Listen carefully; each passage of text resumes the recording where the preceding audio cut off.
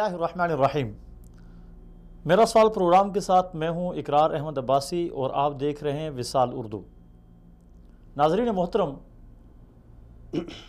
हज का सीज़न शुरू हो चुका है और पूरी दुनिया से हुज्जाज के काफ़िले मक्का और मदीना रवाना हो चुके हैं। अल्लाह तबारक व तआला मक्का और मदीना पहुंचने वाले तमाम लोगों की इबादत को अपनी बारगाह में कबूल फरमाए। हज एक अहम तरीन इबादत है और इस्लाम का 5वां रुकन है। जिस चीज़ की जितनी ज़्यादा अहमियत होती है उसके लिए उसी कदर एहतियात की भी ज़रूरत होती है और उसी कदर उसको लगाव के साथ सीख कर समझ कर करना भी ज़रूरी है। नाज़रीन मोहतरम, हज और हाजियों से मुताल्लिक़ कुरान और सुन्नत मुतअद्दिद मकामात पर हमारी रहनुमाई करते हैं। कुरान मजीद की एक आयत है, ला रफ़सा वला फुसूक़ा वला जिदाला फ़िल हज, और आज के हमारे प्रोग्राम का यही उन्वान भी है। इसी उन्वान पे आज हमारे साथ गुफ्तगू के लिए हमारे स्टूडियो में तशरीफ़ फरमा हैं मारूफ़ आलिम दीन मोहतरम जनाब मौलाना सैयद नेमतुल्लाह शाह साहब। उनके अलावा हमारे साथ लाइव कॉल पे मौजूद होंगे लाहौर से मोहतरम जनाब मुफ्ती खलीकुर रहमान साहब, रावलपिंडी से मोहतरम जनाब मुफ्ती मुजीबुर रहमान साहब, और कराची जामियातुर रशीद से हमारे साथ होंगे मुफ्ती अहमद अफनान साहब। तो हम अपनी गुफ्तगू का आगाज़ अपने स्टूडियो मेहमान मोहतरम जनाब सैयद नेमतुल्लाह शाह साहब से करेंगे। सबसे पहले शाह जी आपको मुबारकबाद पेश करूंगा कि आप हमारे प्रोग्राम में तशरीफ़ लाए और आपका शुक्रिया अदा करूंगा। आप क्या समझते हैं कि हज तो एक बहुत बड़ी इबादत है, इस हज में एक हाजी को किन किन उमूर में एहतियात की ज़रूरत है? बिस्मिल्लाहिर्रहमानिर्रहीम। सबसे पहले तो मैं क़ारी साहब आपका और आपके इस विसाल उर्दू के इदारे का मशकूर हूँ कि आपने मुझे अपने इस प्रोग्राम में मदऊ किया और मुझे गुफ्तगू करने का मौका आपने फराहम किया।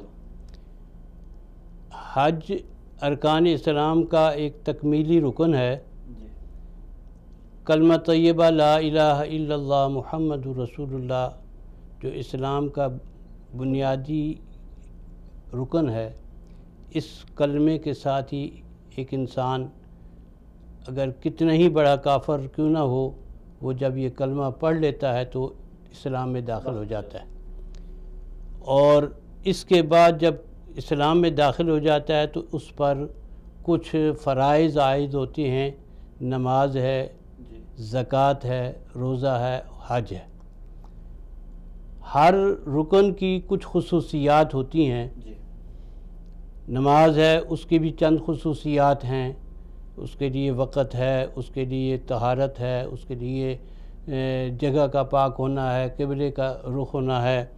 और फिर जब नमाज में आप शामिल होते हैं तो कुछ आप पर कुजूदात उसकी मुकर्रर हो जाती हैं कि आपने किसी से बात नहीं करनी, किसी की तरफ देखना नहीं, ये वगैरह वगैरह। इसी तरह दूसरी इबादत जो बुनियादी रुकन है इस्लाम का, ज़कात है, उसके भी है कि वो साल का पूरा हो जाना, निसाब का मुकम्मल होना और उसको अदायगी करना, ये उसके मुस्तहिक तक पहुंचाना, ये उसकी खुसूसियात में। इसी तरह रोज़ा है, रोज़े के लिए भी खुसूसियत है कि वो रमज़ान का महीने में फ़र्ज़ हैं रोज़े, और उसके लिए भी ये है कि सुबह सादिक से लेकर गुरूब आफ्ताब तक आपने मनहियात से रुकना है, यानी खाने पीने से, ख्वाहिशात से अपने आप को रोके रखना है। तो इसी तरह हज अरकान इस्लाम का एक अहम रुकन है और ये मैं अर्ज़ करूँगा कि ये इस्लाम का तकमीली रुकन है। इस पर इस्लाम मुकम्मल होता है।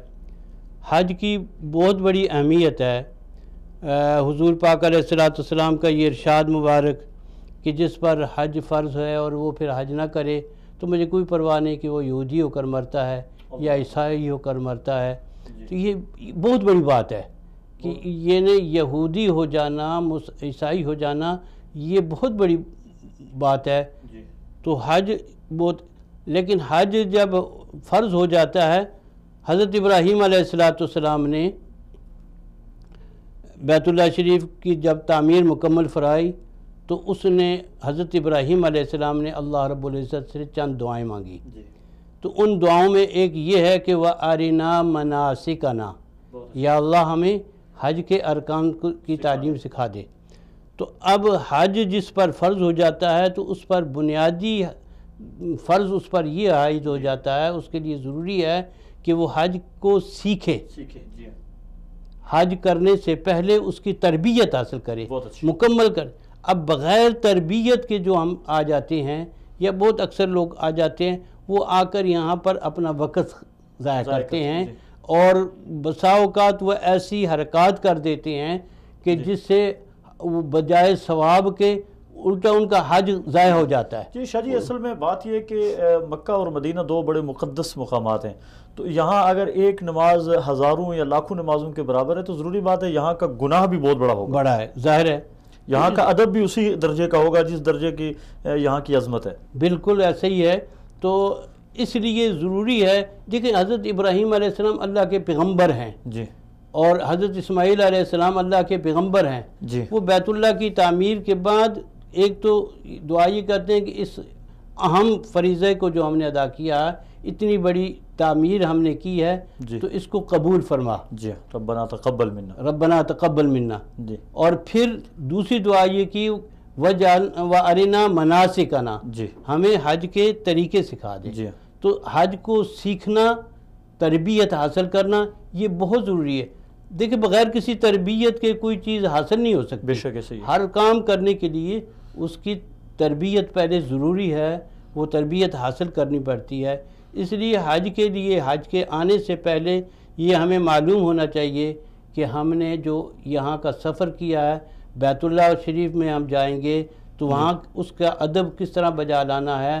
مدینہ طیبہ میں آئیں گے، یہ وہ مقدس مقامات ہیں کہ کائنات میں اس کا ثانی کوئی نہیں. جی ہاں، بے شک. بہت عام مقامات ہیں. اور جیسا کہ آپ نے کہا کہ یہاں کی ایک نماز جب 1,50,000 اور 50,000 پر ہے تو یہاں کا گناہ بھی پھر اسی انداز سے بڑا ہوگا. جی. تو اور یہاں پر وہ جو لا رفث ولا فسوق ولا جدال فی الحج کے متعلق آپ نے فرمایا، رفث پر تو بعد میں عرض کروں گا، فسوق پر میں بات عرض کرتا ہوں. پہلے فسوق یہ ہے کہ یہ نافرمانی. جی. اب بضع اوقات آج ایک ایسا ماحول ہو گیا، اور جس کے لیے اہل فکر کو بہت زیادہ غور کرنا چاہیے. یہ آج موبائل کی ایک ایسی وبا آ گئی ہے، بے شک بے شک، کہ لوگ مسجد نبوی میں، ریاض الجنہ میں، یا حضور پاک علیہ السلام کے معاجہ شریف میں جی سلام پیش کرنے کے بجائے وہاں کی تصویریں لے رہے ہیں. یعنی شاہ جی وہ مقامات جن مقامات میں انسان پہنچ کر روح کام جاتی ہے، اب وہاں جا کے سیلفیاں لے رہے ہوتے ہیں یا پھر وہ ویڈیو بنا رہے ہوتے ہیں.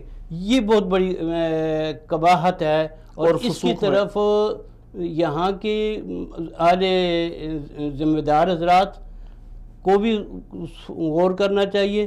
اور جن جن ممالک سے لوگ حاجی آتے ہیں وہاں کی ذمہ داروں کو بھی بڑی تاکید کے ساتھ حجاج کرام کو کہنا چاہیے، بتانا چاہیے کہ آپ اتنے مقدس فریضے کی ادائیگی کے لیے اور ایک اہم سفر پر آپ جا رہے ہیں تو آپ ان چیزوں سے اجتناب کریں، ان چیزوں سے آپ بچتے رہیں.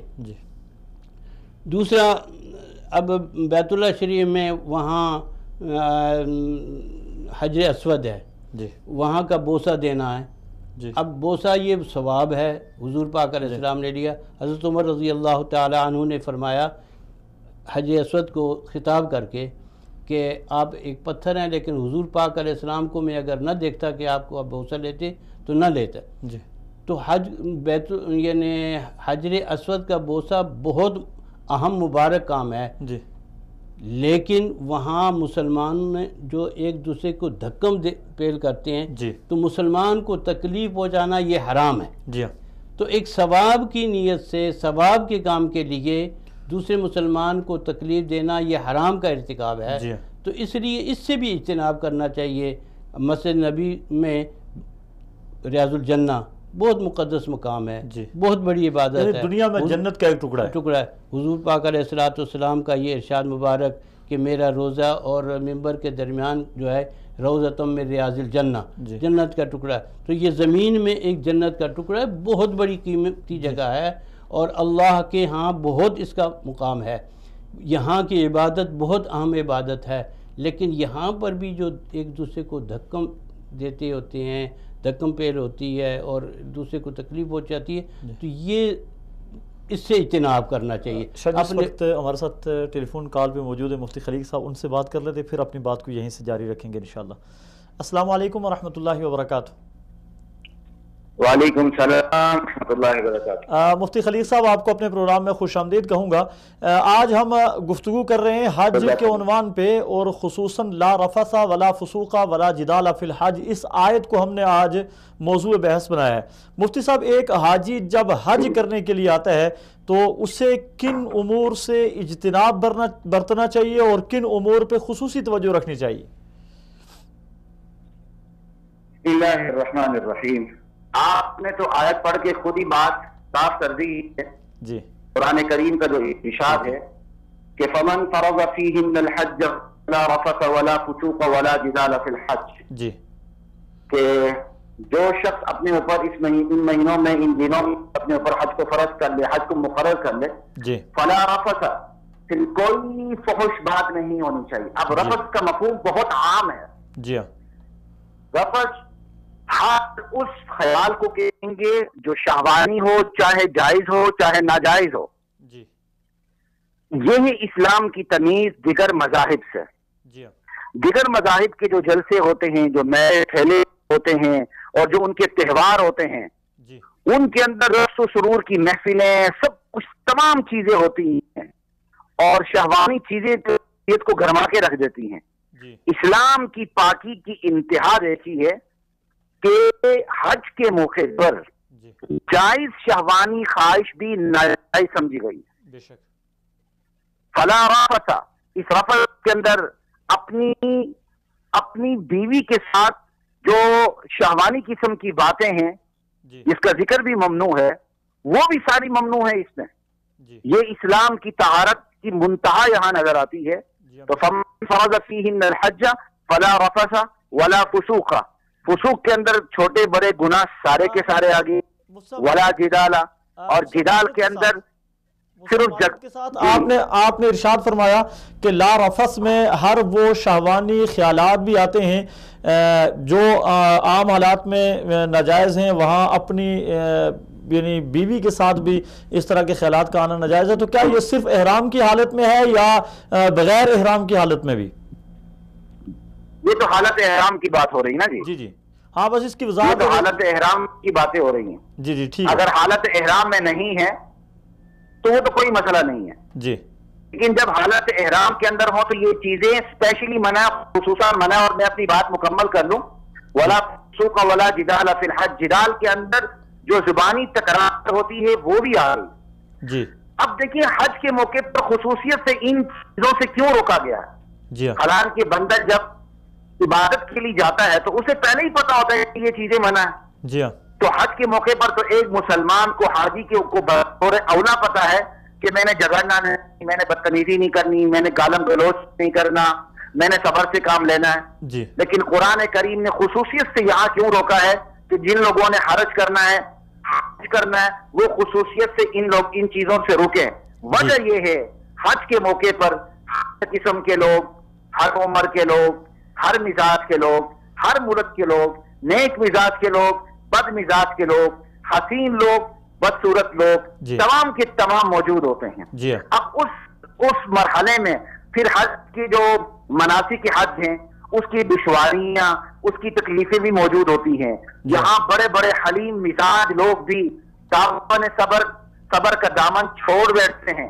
اس لیے قرآن کریم نے خصوصیت سے کہا حج کے موقع پر ہر ملک کے لوگ ہوں گے، ہر قوم کے ہوں گے، ہر مزاج کے ہوں گے، ہر عمر کے ہوں گے، بوڑھے بچے جوان ہوں گے، تکلیفیں پیش آ رہی ہوں گی، وہاں صبر کا دامن ہاتھ سے چھوٹنے نہ پائے، وہاں آپ نے اپنے آپ کو سنبھال کے رکھنا ہے، کسی کے ساتھ کوئی تکرار نہیں کرنا، یہاں تک کہ اپنی بیوی کے ساتھ شہوانی باتیں بھی نہیں کرنی، اور چھوٹے بڑے گناہوں سے اپنے آپ کو پاک رکھنا ہے۔ اقرار صاحب بات یہ ہے اسلام کی طہارت جو عبادت کے اندر اپنے منتہا پہ نظر آتی۔ بے شک اپنا آپ کے سامنے ہے حج کے سفر کرنے والے لوگ جو حج کے لیے آتے جاتے ہیں، ان کے لیے خصوصی طور پہ آپ کیا فرماتے ہیں، کن امور سے اجتناب کرنا چاہیے اور کن امور پہ خصوصی توجہ دینی چاہیے؟ دیکھیں جی، یہ تو بڑی تفصیل کا متقاضی ہے یہ سوال، لیکن اختصار کے ساتھ یہ ہے، کچھ حرم کی پابندیاں ہیں، کچھ احرام کی پابندیاں ہیں، اور کچھ حج واجبات کی پابندیاں ہیں۔ بندہ ان تین چیزوں کو سامنے رکھ لے کہ میں نے احرام کی پابندیوں کو بھی پورا کرنا ہے، میں نے حرم پابندیوں اور اس کے چیزوں کو بھی سامنے رکھنا ہے، اور جو حج کی واجبات ہیں وہ بھی اہل علم سے پوچھ کے چلنا ہے، تو پھر تو ساری آسانیاں ہو جائیں گی انشاءاللہ۔ مجھ سے آپ نے حرم کی پابندیاں درمیان میں ذکر کیا، چونکہ وقت ہمارے پاس کم ہے، تو یہ حرم کی پابندیوں پہ تھوڑی سی آپ تفصیل ڈال دیں۔ اب دیکھیں جی، حرم کی پابندیوں میں خصوصیت سے میں ذکر کروں گا کہ اس وقت ایک مخصوص طبقہ عالم اسلام کا وہ حرم کی جو پابندیاں ہیں ان کا مذاق اڑاتا ہے۔ حرم میں اپنے جلد سے جلوس کرنا اور اپنی طاقت کا اظہار کرنا، اور اللہ معاف فرمائے ایک مخصوص طبقے کے لوگ حرم میں انسانی گندگی بھی لے کے جاتے رہے ہیں اور حرم کے فرش پر اس کو بچھاتے رہے ہیں، اور وہاں کے سیکیورٹی کا عملہ اس گندگی کو صاف کرتا رہا ہے، تو ایسے لوگ مسلمان کہلانے کے حقدار ہی نہیں ہیں۔ حرم کی پابندیاں جو قدیم زمانے میں ہم سنتے تھے، شکار نہیں کرنا اور گھاس نہیں کاٹنی، آج کل تو خیر سامنے شکار نہیں ہوگا، لیکن وہاں بہرحال کبوتر شبوتر اڑتے ہوں گے، آپ نے ان کو ہاتھ نہیں لگانا، وہاں کوئی گھاس وغیرہ ہے آپ نے اس کو کوئی درخت کو توڑنا نہیں، کوئی گھاس کو ہاتھ لگانا نہیں۔ لیکن خصوصیت سے جو آج کی پابندی کا ذکر ہے کہ مملکت سعودی عربیہ اس لحاظ سے بڑی کمال کا اپنا مزاج رکھتی ہے، اگر ہماری حکومتوں کا مزاج ہوتا تو حج کا جو اتنا بڑا ایک اسلام کی طاقت کا مظاہرہ جہاں ہوتا ہے اور اللہ سے اپنے تعلق کو جوڑنے کے بہت عام وقت ہوتا ہے، وہ بھی ایک کافی جلسہ ہو جاتا۔ لیکن یہ خراج میں تحسین پیش کرتا ہوں سعودیہ کی حکومت کو، جنہوں نے اس اتنے بڑے جو شاعر اسلام میں سے ایک عظیم ترین شاعر میں سے حج ہے، اس کو انہوں نے سیاسی بننے سے روکے رکھا ہے۔ اللہ ان کو مزید ہدایت عطا فرمائے، اللہ ان کی خامیوں کو خوبیوں سے بدل دے، اللہ ان کی خوبیوں کے اندر مزید اضافہ فرمائے، آمین۔ اور مکمل طور پہ سختی ہونی چاہیے، حرم کی عظمت، حرم کی حدود، حرم کی عظمت پامال نہ ہونے پائے۔ اگر کسی نے احتجاجی مظاہرے کرنے اپنے ملک میں جا کے مظاہرے کریں، بلکہ وہاں جا کے مظاہرے کریں ان کے کسی برسر اقتدار بڑے طبقے نے فتح کیا ہے، حالانکہ جہاں رہتے ہیں وہ بھی حضرت عمر فاروق رضی اللہ تعالیٰ عنہ کی فتح کردہ سلطنت موجود ہے، ان کے اندر غیرت ہے تو ان کو وہاں سے بھی نکل باہر چلے جانا چاہیے۔ بہرحال آج کل کی جو حرم کی پابندیاں ہیں، سازشیں کرنا، دھماکے کرنا اور ایسا صورتحال پیدا کرنا کہ حاجیوں کے اندر بگڑ مچ جائے، اور یا کوئی بندہ غیر شعوری طور پر بھی ایسا کام کر لیتا ہے، کہیں ایسی آگ جلا بیٹھتا ہے، کہیں ایسی بے احتیاطی کر بیٹھتا ہے، اور جس سے حاجیوں کی جان مال کو نقصان ہو یا ان کی عزت و آبرو خطرے میں پڑ جائیں، ان تمام چیزوں سے اپنی حفاظت کرنی چاہیے، اور یہ تمام چیزیں حرم کی پابندیوں کے اندر آتی ہیں، اگر یہ احرام کی پابندی میں بھی شامل ہے، اگر یہ حج کی واجبات کی پابندیوں میں بھی شامل ہے۔ ٹھیک ہے، جزاک اللہ مفتی صاحب، بہت شکریہ، اللہ تعالیٰ آپ کو جزائے خیر نصیب فرمائے، آپ نے بہت اچھی گفتگو کی، بہت شکریہ آپ کا۔ مفتی صاحب نے جو گفتگو کی میرے خیال میں اس پہ تبصرے سے پہلے آپ اپنی بات مکمل کر لیں۔ جی میں وہ عرض کر رہا تھا لا فسوق پہ آپ جی، تو جو اللہ رب العزت کا ارشاد مبارک ہے جی کہ جو حج کا ارادہ کر لے تو اس کو ان تین چیزوں سے اجتناب کرنا چاہیے۔ رفض پر مفتی صاحب نے قدر تفصیل کے ساتھ گفتگو فرما لی ہے، اور فسوق پر میں عرض یہ کر رہا تھا کہ ہر قسم کے وہ اقدام جو ناپسندیدہ ہو، جس سے اجتناب کرنا چاہیے، جو کہ کسی دوسرے مسلمان کو تکلیف کا باعث ہو جی یا کوئی ایسا عمل ہو جو اسلام نے اس کو پسند نہیں کیا، وہ فسوق میں آتا ہے، جی نافرمانی ہے۔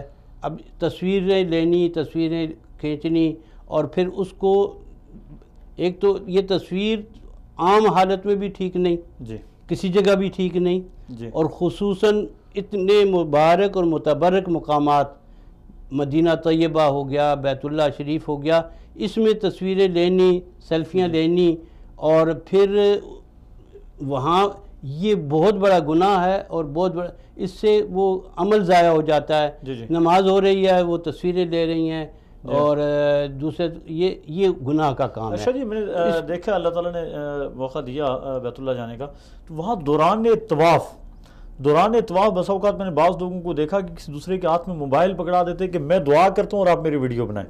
طواف کرتے ہوئے وہ دعا کر رہے ہیں، دوسرا ان کی ویڈیو بنا رہا ہے، اور پھر وہ ویڈیو بعد میں جا کے اپنے فیس بک اکاؤنٹس اور دیگر جگہ پہ شیئر کرتے ہیں۔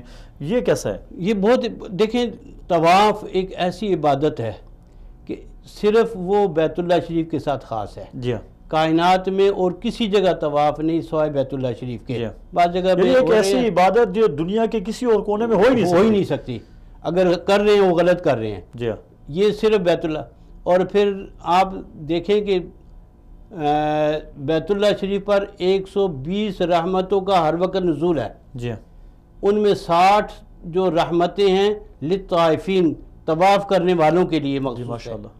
اور طواف ایک ایسی عبادت ہے کہ جس سے اللہ رب العزت اس سے بہت خوش ہوتے ہیں، اس کا بہت اجر ہے۔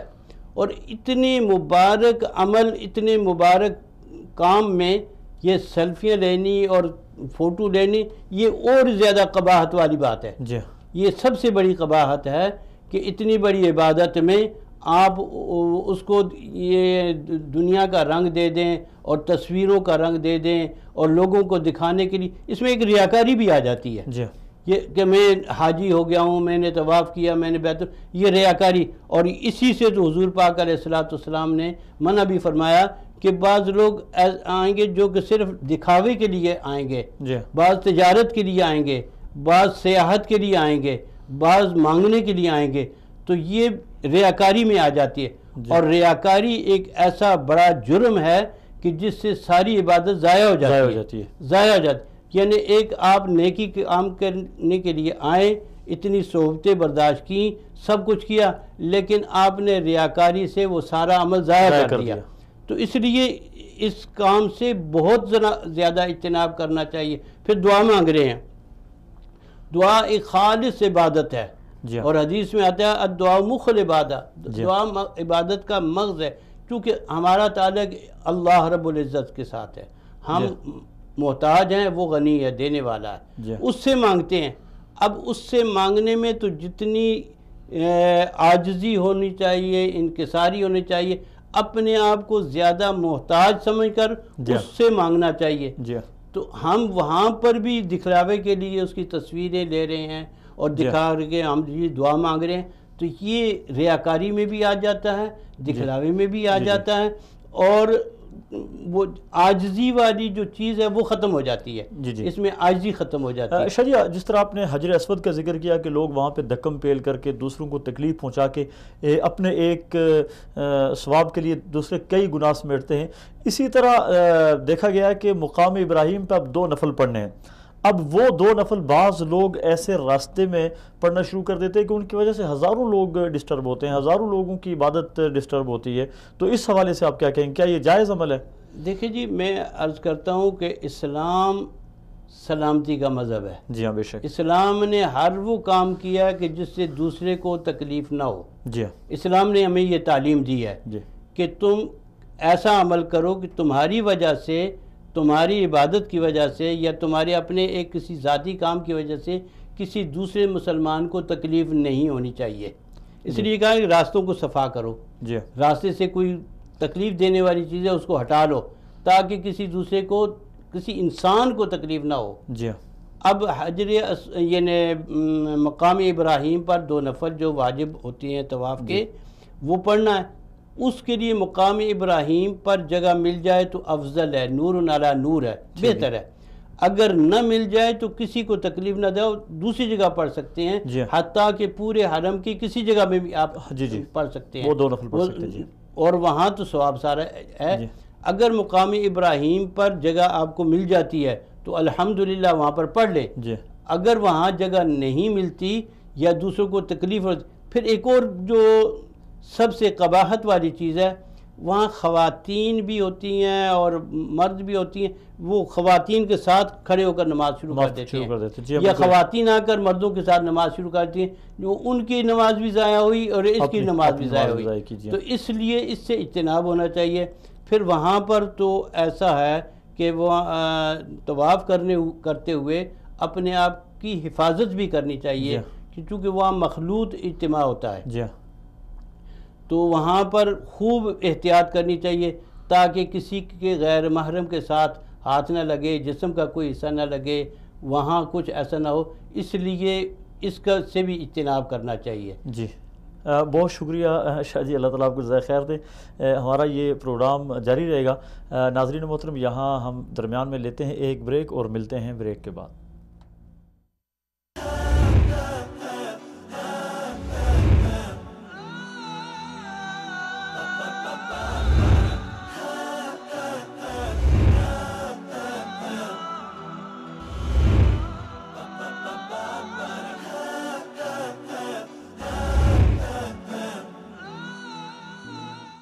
بسم اللہ الرحمن الرحیم، وقفے کے بعد دوبارہ خوش آمدید۔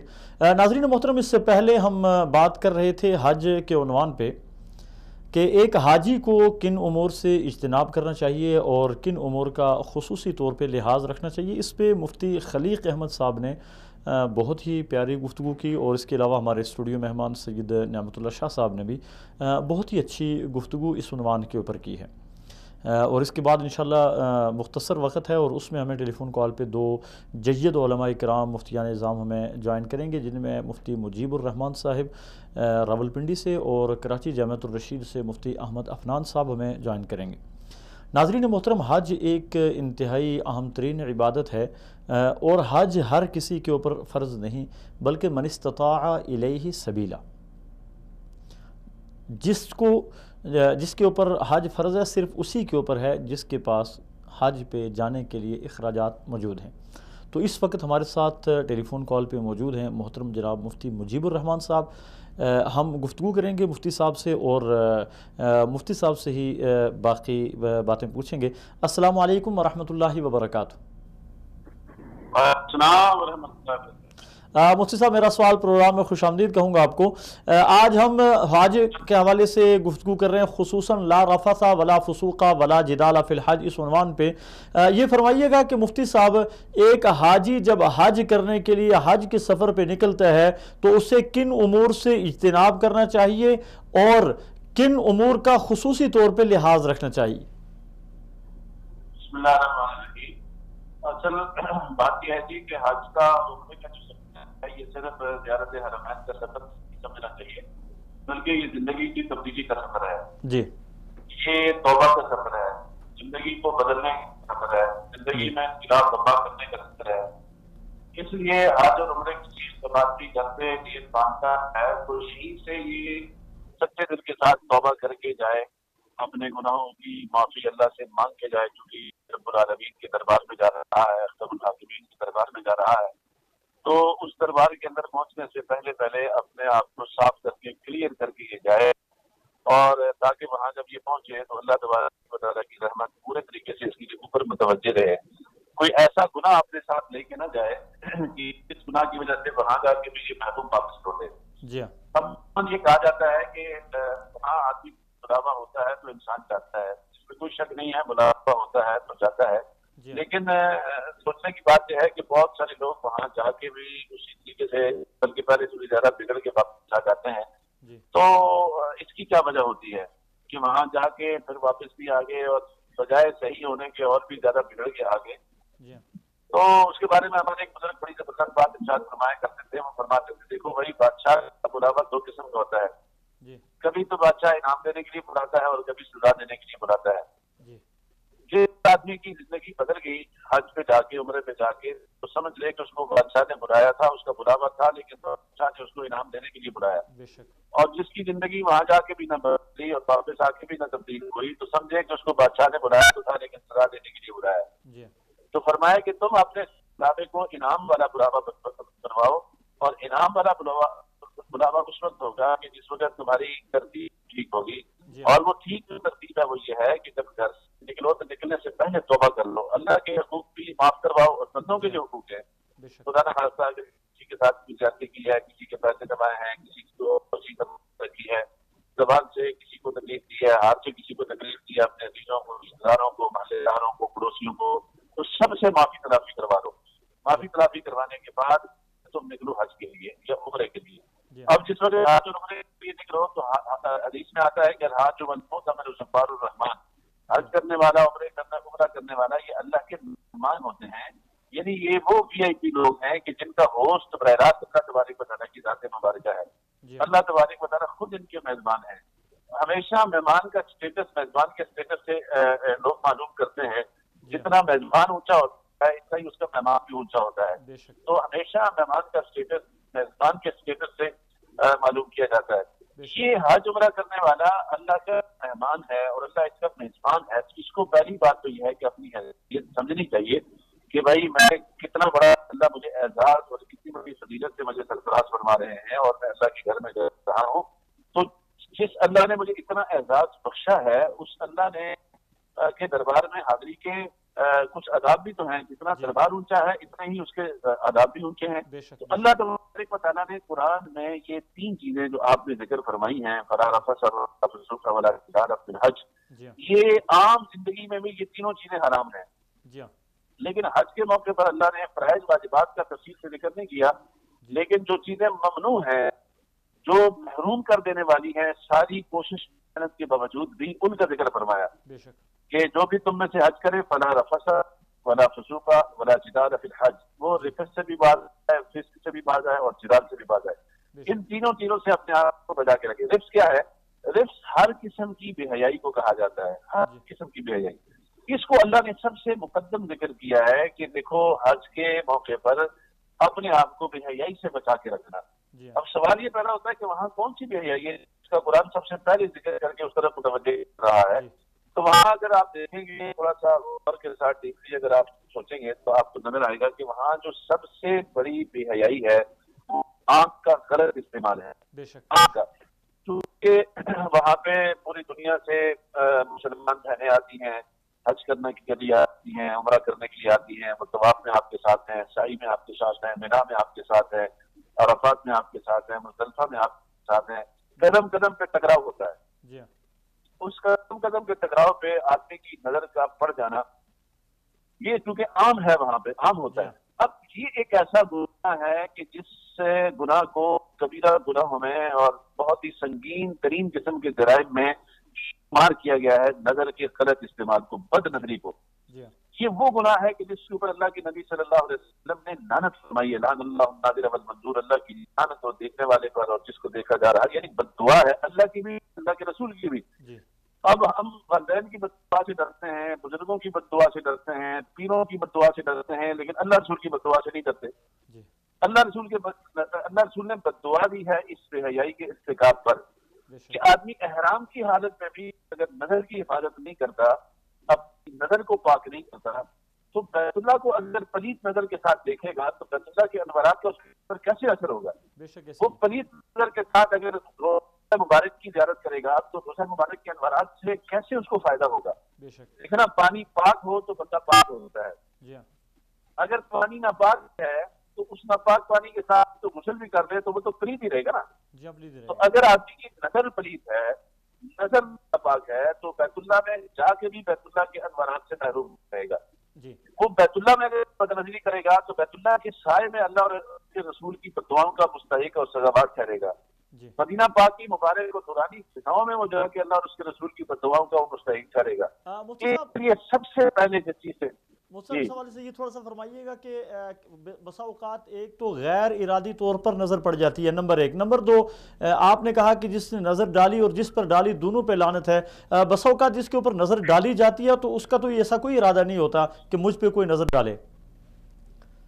اس سے لعنت اس لیے ہے، دیکھیں پہلی بات تو یہ ہے کہ اللہ کے نبی نے حضرت علی کو فرمایا تھا کہ علی النظر الاولی لک والثانیۃ علیک، جی جو پہلی نظر بغیر جس کو ارادہ کے پڑ جائے وہ تو معاف ہے، جی اس کو فوراً ہٹاؤ فوراً. جی اور اگر تم فوراً ہٹاؤ گے تو ہٹانا مشکل ہوتا ہے، اس ہٹانے پر اللہ تمہیں ایمان کی حرارت نصیب کروائے گی. جی جی بے اتنا شک بڑا انعام ہے اس کا، ٹھیک ہے.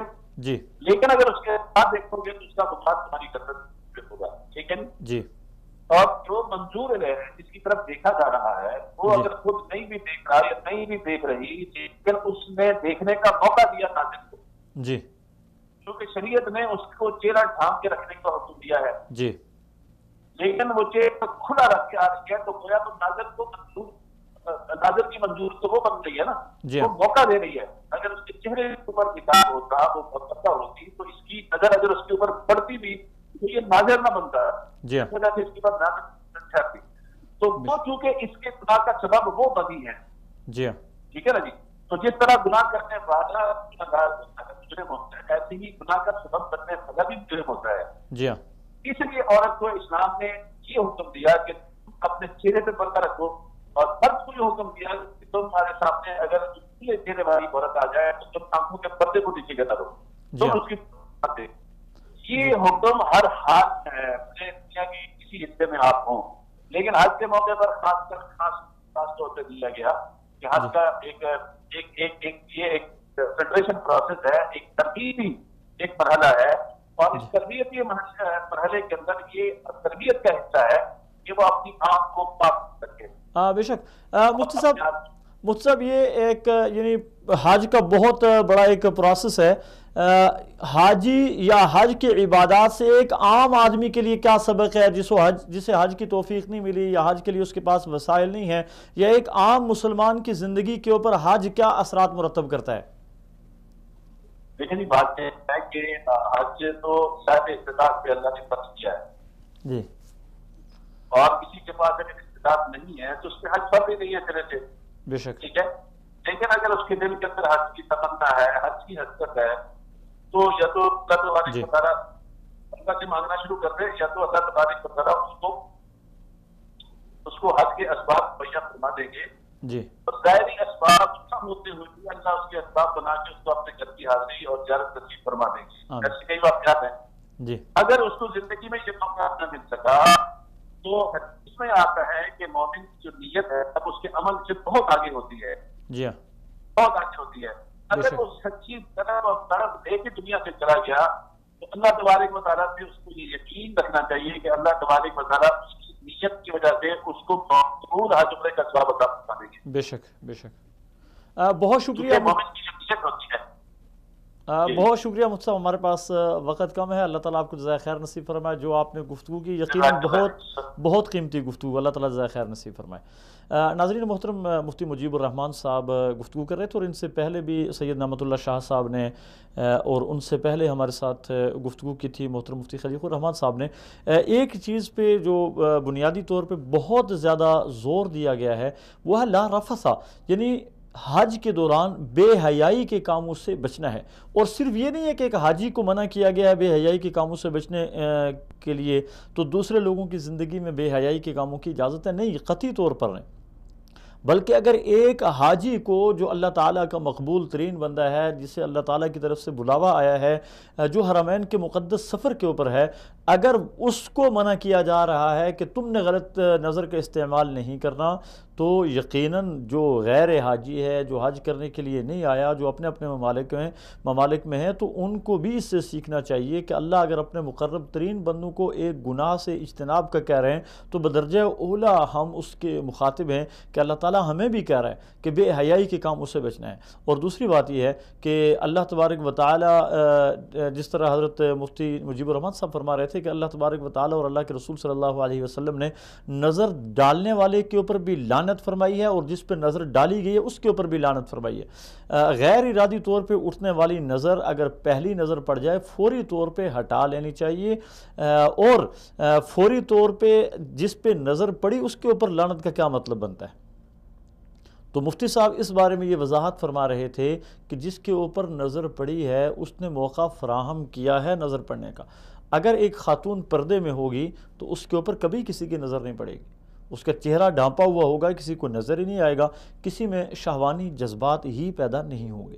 تو اس لیے ایک خاتون کو چاہیے کہ جب وہ گھر سے باہر نکلے اور ایسے مقامات پہ نکلے جہاں دوسروں کی نظر اس کے اوپر پڑ سکتی ہے، تو اسے چاہیے کہ وہ مکمل با پردہ ہو، اسے پردے میں رہ کر رہنا چاہیے ہر وقت، تاکہ کوئی دوسرا مسلمان گناہگار نہ ہو۔ لا رفثا، بے حیائی کے سارے امور سے اجتناب۔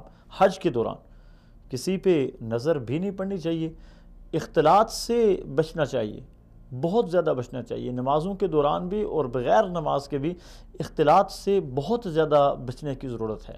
احرام کی حالت میں اگر اپنی بیوی آپ کے ہمراہ ہے اور آپ احرام میں حج تمتع کرنے والے 8 ذی الحج سے لے کے 10 ذی الحج اپنے سر کے بال مڈوانے تک اس وقت چونکہ احرام کی حالت میں ہوتے ہیں، اگر آپ کی اہلیہ آپ کے ساتھ ہے، آپ کی بیوی آپ کے ساتھ ہے، تو اس دوران اپنی بیوی کے ساتھ شہوت والی باتیں بھی نہیں کر سکتے ہیں، شہوانی جذبات والی باتیں بھی نہیں کر سکتے، اور اپنی اہلیہ کے ساتھ باتیں کرنے کی اجازت نہیں ہے۔ تو اندازہ لگائیے کہ اللہ تبارک و تعالیٰ کے ہاں کتنا ناپسندیدہ عمل ہے کہ آدمی کسی اور کی طرف اپنے شہوانی جذبات رکھتا ہو، کسی اور کے لیے اس کے اندر شہوانی خیالات موجود ہوں، انتہائی برا ہے۔ دوسرا اللہ تبارک و تعالیٰ نے ارشاد فرمایا لا فسوقا، کہ حج میں گناہ کے کاموں سے، فسق و فجور سے اجتناب کرنا چاہیے۔ اور فسوق میں کیا چیز آتی ہے؟ فسوق میں ہر وہ کام آتا ہے جس سے منع کیا گیا۔ مثال کے طور پہ ہم حرمین میں ہیں اور حکم ہے کہ ہر نماز کو باجماعت پابندی کے ساتھ پڑھیں، تکبیر اولیٰ کے ساتھ پڑھنے کی کوشش کریں۔ ہم سستی کر رہے ہیں، یہ غلط کام ہے، نہیں کرنی چاہیے۔ اسی طرح تصاویر بنانا، جس طرح سید نعمت اللہ شاہ صاحب فرما رہے تھے کہ تصاویر بنانا ایک انتہائی قوی عمل ہے، اور بڑے دھڑلے کے ساتھ ہم تصاویر اور ویڈیوز بنا رہے ہوتے ہیں۔ کیا اللہ دیکھ نہیں رہا؟ کیا ہماری یہ عبادت اللہ کے لیے ہے؟ اگر اللہ کے لیے ہے تو اللہ تبارک و تعالی نے تو ہماری پیدائش کے وقت ہی کرامن کاتبین یعلمون ما تفعلون 2 فرشتے بٹھا دیے ہیں جو ہمارے ہر اچھے اور برے عمل کی ویڈیو بنا رہے ہیں۔ یعلمون ما تفعلون، وہ لکھنے والے جو کچھ تم کرتے ہو وہ تو نوٹ کر رہے ہیں، ان کی ڈیوٹی موجود ہے۔ اگر ہم کام اللہ کے لیے کر رہے ہیں تو پھر تصویر بنانا چے معنی دار۔ اگر ہم سارا کام اللہ کی رضا کے لیے کرتے ہیں تو پھر ویڈیو بنانے کا کیا معنی ہے؟ اگر ہماری عبادات خالص اللہ کے لیے ہیں اور ہم نیت کر کے انی وجہت وجہی للذی فطر السماوات والارض حنیفا وما انا من المشرکین، کہ میں اپنے چہرے کا رخ اللہ تبارک و تعالیٰ کی طرف، یعنی اپنی تمام نیتوں کا رخ اللہ تبارک و تعالیٰ کی طرف ہے، میں اللہ کی رضا چاہتا ہوں۔ جب اللہ کی رضا چاہتے ہیں تو یہ سیلفی بنا کر فیس بک پہ ڈالنے کا کیا معنی ہے؟ کیا آپ لوگوں کو بھی راضی کرنا چاہتے ہیں؟ کیا آپ لوگوں کو دکھانا چاہتے ہیں کہ آپ نے ایک عبادت کر لی ہے؟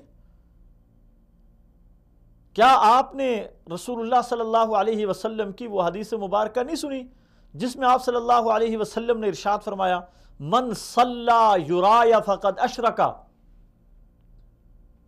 جس نے دکھلاوے کی نماز پڑھی وہ مشرک ہو گیا، اس نے شرک کیا۔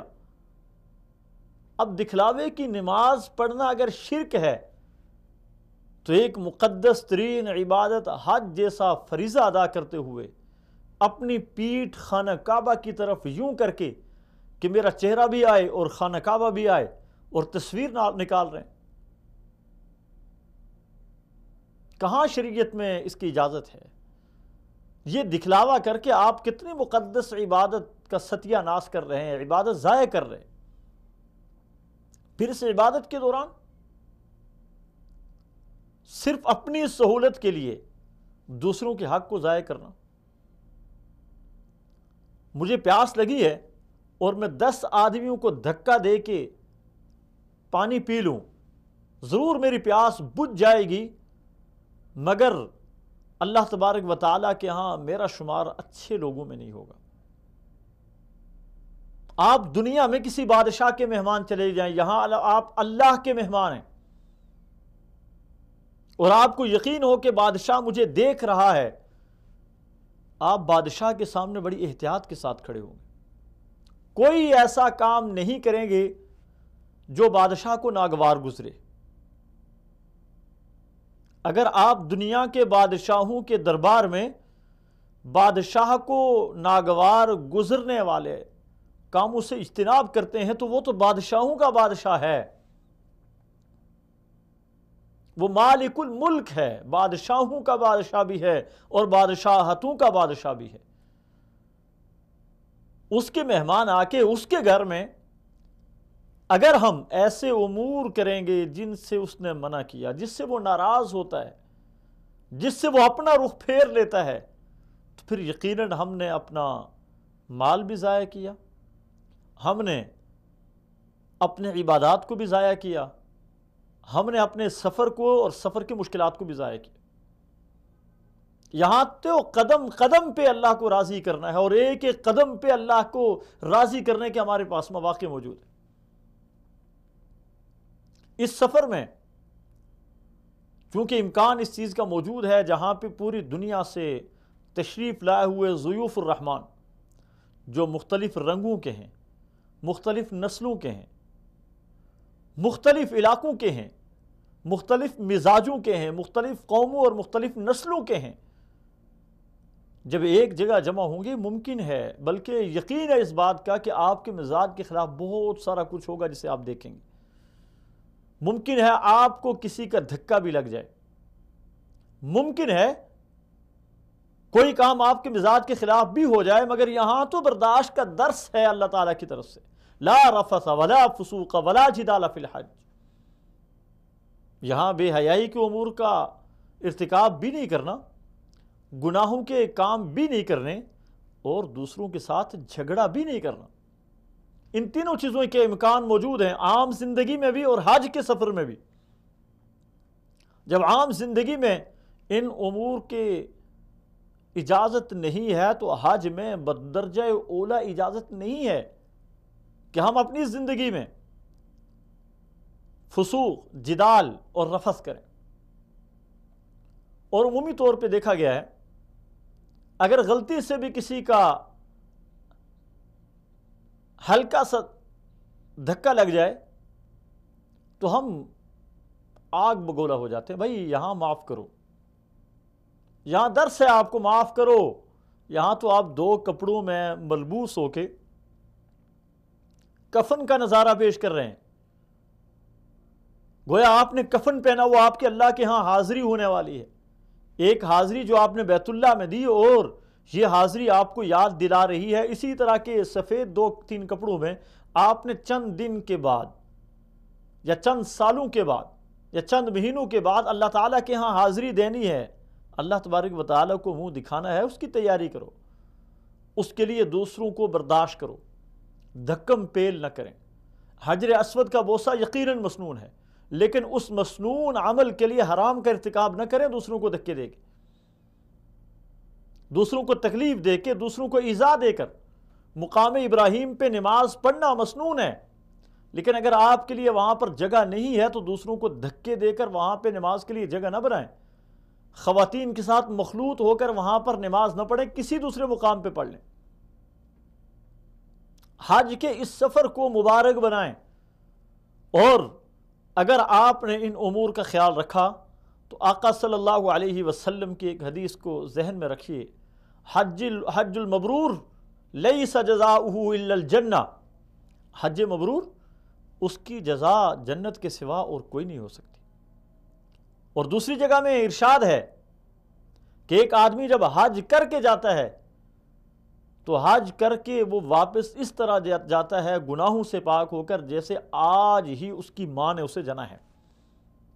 اللہ تبارک و تعالیٰ سے دعا ہے ہر حاجی کے حج کو اللہ تبارک و تعالیٰ قبول فرمائے اور ہر ایک کو رفث بے حیائی کے کاموں سے بھی بچائے، فسق و فجور سے بھی بچائے اور جھگڑے وغیرہ سے بھی اللہ تبارک و تعالیٰ ہر ایک کو بچائے اور ہر ایک کو اپنے اوقات کو قیمتی بنانے کی توفیق عطا فرمائے۔ حج کے سفر کے جو آداب ہیں ان کو ملحوظ خاطر رکھنے کی کوشش کریں۔ اللہ تبارک و تعالیٰ ہمارا حامی و ناصر ہو۔ ملیں گے انشاءاللہ آئندہ پروگرام میں منگل کے دن، اس وقت تک کے لیے اجازت چاہتا ہوں۔ والسلام علیکم ورحمۃ اللہ وبرکاتہ۔